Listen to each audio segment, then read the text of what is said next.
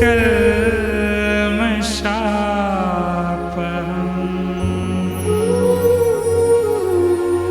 श्रवणमङ्गलम्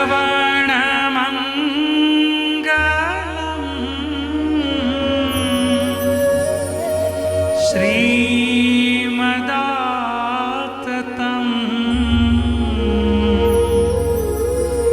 भुवि गृह्णन्ति ते भूरिदा जना।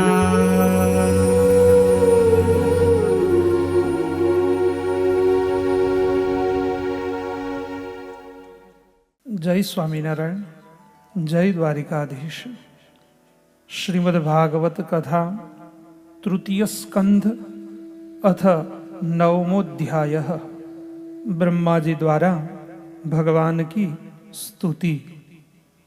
ब्रह्मा जी ने कहा, प्रभु आज बहुत समय के बाद मैं आपको जान सका हूं। अहो कैसे दुर्भाग्य की बात है कि देहधारी जीव आपके स्वस्वरूप को नहीं जान पाते। भगवान आपके सिवा और कोई वस्तु नहीं है जो वस्तु प्रतीत होती है, वह भी स्वरूपतः सत्य नहीं है, क्योंकि माया के गुणों के क्षुभित होने के कारण केवल आप ही अनेकों रूपों में प्रतीत हो रहे हैं। देव आपकी चित्त शक्ति के प्रकाशित रहने के कारण अज्ञान आपसे सदा ही दूर रहता है। आपका यह रूप जिसके नाभि कमल से मैं प्रकट हुआ हूं, सैकड़ों अवतारों का मूल कारण है। इसे आपने सत्पुरुषों पर कृपा करने के लिए ही पहल प्रकट किया है। परमात्मन आपका जो आनंद मात्र भेद रहित अखंड तेजोमय स्वरूप है, उसे मैं इससे भिन्न नहीं समझता।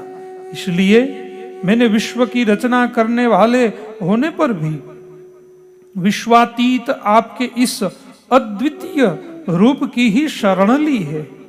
यही संपूर्ण भूत और इंद्रियों का भी अधिष्ठान है। हे विश्व कल्याणमयी, मैं आपका उपासक हूँ। आपने मेरे हित के लिए ही मुझे ध्यान में अपना यह रूप दिखलाया है। जो पापात्मा विषयासक्त जीव है, वे ही इसका अनादर करते हैं। मैं तो आपको इसी रूप में बार बार नमस्कार करता हूँ।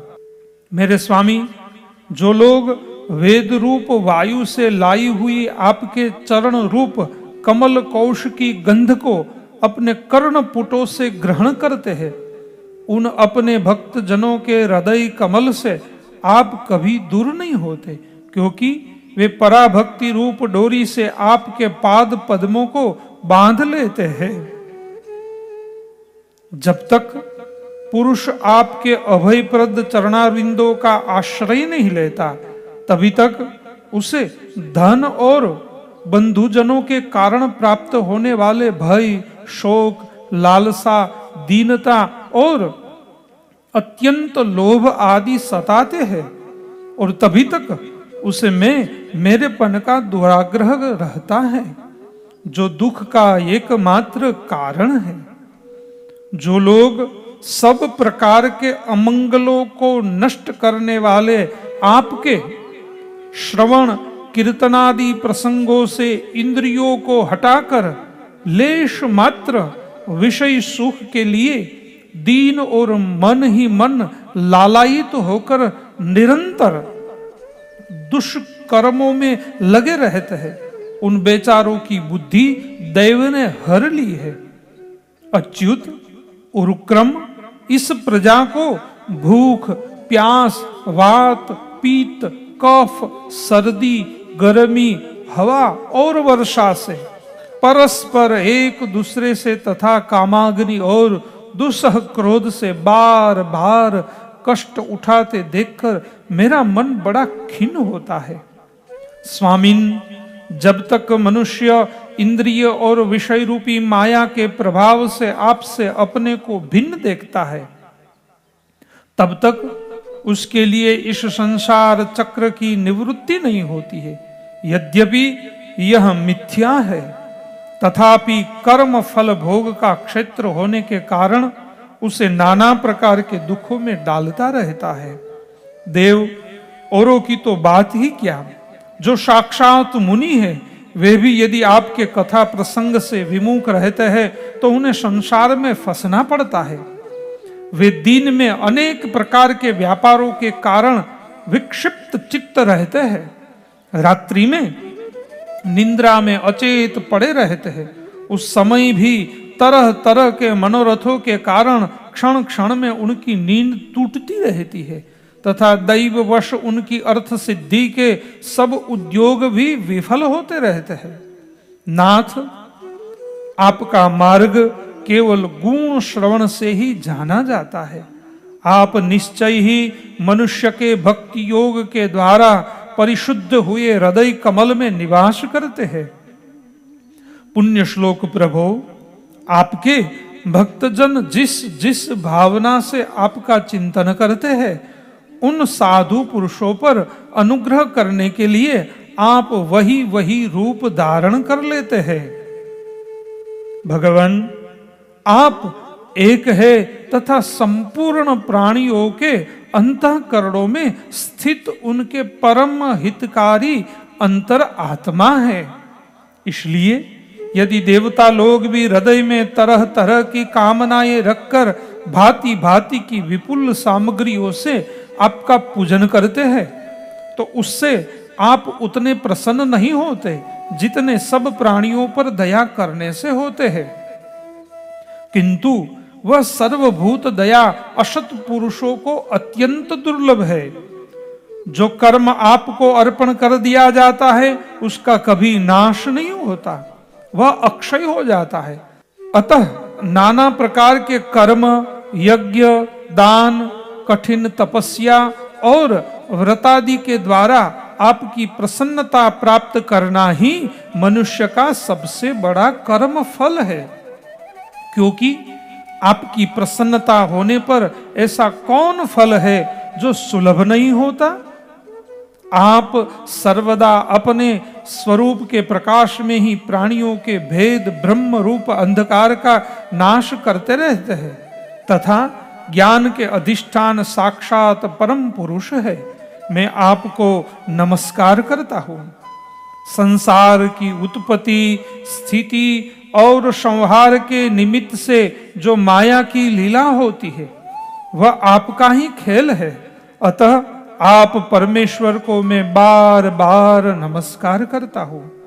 जो लोग प्राण त्याग करते समय आपके अवतार, गुण और कर्मों को सूचित करने वाले देवकी नंदन, जनार्दन, कंस निकंदन आदि नामों का विवश होकर भी उच्चारण करते हैं, वे अनेकों जन्मों के पापों से तत्काल छुटकर मायादि आवरणों से रहित ब्रह्म पद प्राप्त करते हैं। आप नित्य अजन्मा है, मैं आपकी शरण लेता हूँ। भगवान, इस विश्व वृक्ष के रूप में आप ही विराजमान है। आप ही अपनी मूल प्रकृति को स्वीकार करके जगत की उत्पत्ति, स्थिति और प्रलय के लिए मेरे अपने और महादेव जी के रूप में 3 प्रधान शाखाओं में विभक्त हुए हैं और फिर प्रजापति एवं मनु आदि शाखा प्रशाखाओं के रूप में फैलकर बहुत विस्तार हो गए हैं। मैं आपको नमस्कार करता हूँ। भगवान, आपने अपनी आराधना को ही लोगों के लिए कल्याणकारी स्वधर्म बताया है, किंतु वे इस ओर से उदासीन रहकर सर्वदा विपरीत कर्मों में लगे रहते हैं। ऐसी प्रमाद की अवस्था में पड़े हुए इन जीवों की जीवन आशा को जो सदा सावधान रहकर बड़ी शीघ्रता से काटता रहता है, वह बलवान काल भी आपका ही रूप है। मैं उसे नमस्कार करता हूं। यद्यपि सत्यलोक का अधिष्ठाता हूं, जो 2 परार्थ पर्यंत रहने वाला और समस्त लोकों का वंदनीय है, तो भी आपके उस काल रूप से डरता रहता हूं। उससे बचने और आपको प्राप्त करने के लिए ही मैंने बहुत समय तक तपस्या की है। आप ही अधियज्ञ रूप से मेरी इस तपस्या के साक्षी है। मैं आपको नमस्कार करता हूं। आप पूर्ण काम है, आपको किसी विषय सुख की इच्छा नहीं है, तो भी आपने अपनी बनाई हुई धर्म मर्यादा की रक्षा के लिए पशु, पक्षी, मनुष्य और देवता आदि जीव योनियों में अपनी ही इच्छा से शरीर धारण कर अनेकों लीलाएं की है। ऐसे आप पुरुषोत्तम भगवान को मेरा नमस्कार है। प्रभो, आप अविद्या, अस्मिता, राग, द्वेष और अभिनिवेश पांचों में से किसी के भी अधीन नहीं है। तथापि इस समय जो सारे संसार को अपने उदर में लीन कर भयंकर तरंग मालाओं से विशुद्ध प्रलयकालीन जल में अनंत विग्रह की कोमल शैया पर शयन कर रहे हैं, वह पूर्व कल्प की कर्म परंपरा से श्रमित हुए जीवों को विश्राम देने के लिए ही है। आपके नाभि कमल रूप भवन से मेरा जन्म हुआ है। यह संपूर्ण विश्व आपके उदर में समाया हुआ है। आपकी कृपा से ही मैं त्रिलोकी की रचना रूप उपकार में प्रवृत्त हुआ हूं। इस समय योग निद्रा का अंत हो जाने के कारण आपने नेत्र कमल विकसित हो रहे हैं। आपको मेरा नमस्कार है। आप संपूर्ण जगत के एकमात्र सुहृद और आत्मा हैं तथा शरणागतों पर कृपा करने वाले हैं। अतः अपने जिस ज्ञान और ऐश्वर्य से आप विश्व को आनंदित करते हैं, उसी से मेरी बुद्धि को भी युक्त कर, जिससे मैं पूर्व कल्प के समान इस समय भी जगत की रचना कर सकूं। आप भक्त वांछा कल्पतरु है। अपनी शक्ति लक्ष्मी जी के सहित अनेकों गुणावतार लेकर आप जो जो अद्भुत कर्म करेंगे, मेरा यह जगत की रचना करने का उद्यम भी उन्हीं में से एक है।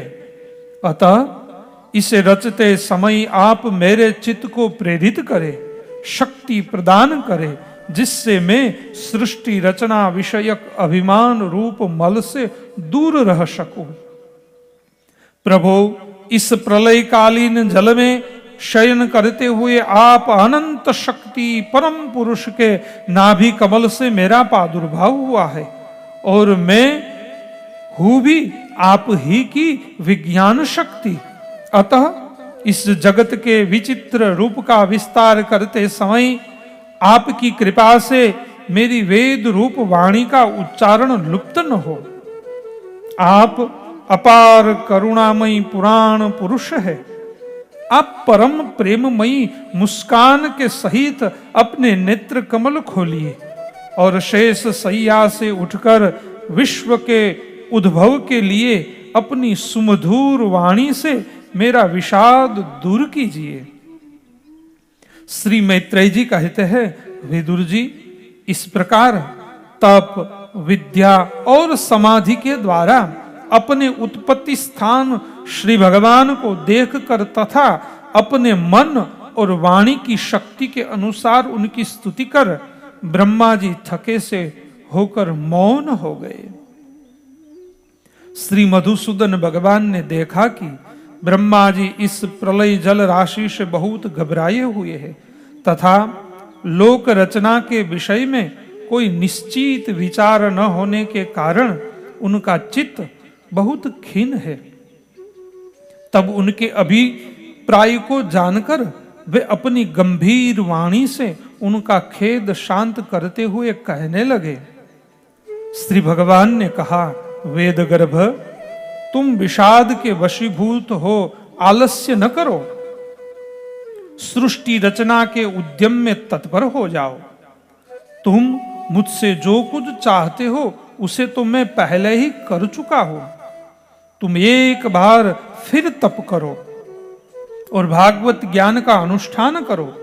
उनके द्वारा तुम सब लोगों को स्पष्टतया अपने अंतःकरण में देखोगे। फिर भक्ति युक्त और समाहित चित्त होकर तुम संपूर्ण लोक और अपने में मुझको व्याप्त देखोगे तथा मुझ में संपूर्ण लोक और अपने आप को देखोगे।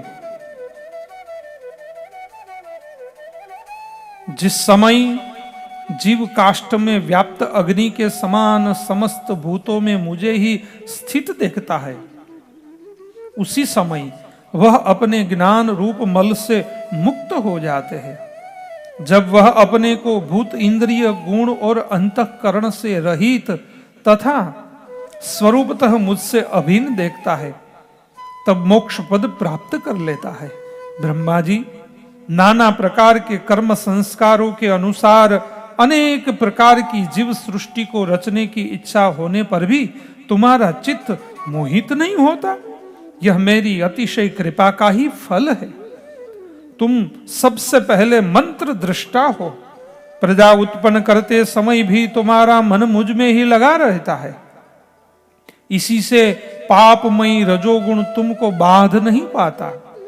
तुम मुझे भूत इंद्रिय गुण और अंतःकरण से रहित समझते हो। इसी से जान पड़ता है कि यद्यपि देहधारी जीवों को मेरा ज्ञान होना बहुत कठिन है, तथापि तुमने मुझे जान लिया है। मेरा आश्रय कोई है या नहीं, इस संदेह से तुम कमल नाल के द्वारा जल में उसका मूल खोज रहे थे, सो मैंने तुम्हें अपना यह स्वरूप अंतःकरण में ही दिखलाया है। प्यारे ब्रह्मा जी, तुमने जो मेरी कथाओं के वैभव से युक्त मेरी स्तुति की है और तपस्या में जो तुम्हारी निष्ठा है, वह भी मेरी ही कृपा का फल है। लोक रचना की इच्छा से तुमने सगुण प्रतीत होने पर भी जो निर्गुण रूप से मेरा वर्णन करते हुए स्तुति की है, उसी से मैं बहुत प्रसन्न हूं। तुम्हारा कल्याण हो। मैं समस्त कामनाओं और मनोरथों को पूर्ण करने में समर्थ हूं। जो पुरुष नित्य प्रति इस स्तोत्र द्वारा स्तुति करके मेरा भजन करेगा, उस पर मैं शीघ्र ही प्रसन्न हो जाऊंगा। तत्ववेत्ताओं का मत है कि पूर्त, तप, यज्ञ, दान, योग और समाधि आदि साधनों से प्राप्त होने वाला जो परम कल्याणमय फल है, वह मेरी प्रसन्नता ही है। विधाता, मैं आत्माओं का भी आत्मा और स्त्री पुत्रादि प्रियों का भी प्रिय हूं। देहादि भी मेरे ही लिए प्रिय है, अतः मुझसे ही प्रेम करना चाहिए। ब्रह्मा जी, त्रिलोकी को तथा जो प्रजा इस समय मुझ में लीन है, उसे तुम पूर्व कल्प के समान मुझसे उत्पन्न हुई अपने सर्व वेदमयी स्वरूप से स्वयं ही रचो। श्री मैत्रेय जी कहते हैं, प्रकृति और पुरुष के स्वामी कमलनाथ भगवान सृष्टिकर्ता ब्रह्मा जी को इस प्रकार जगत की अभिव्यक्ति करवाकर अपने उस नारायण रूप से अदृश्य हो गई। इति श्रीमद्भागवते महापुराणे पारमहंस्याम संहितायाम तृतीय स्कंधे 9वां अध्याय। जय स्वामीनारायण, जय द्वारिकाधीश।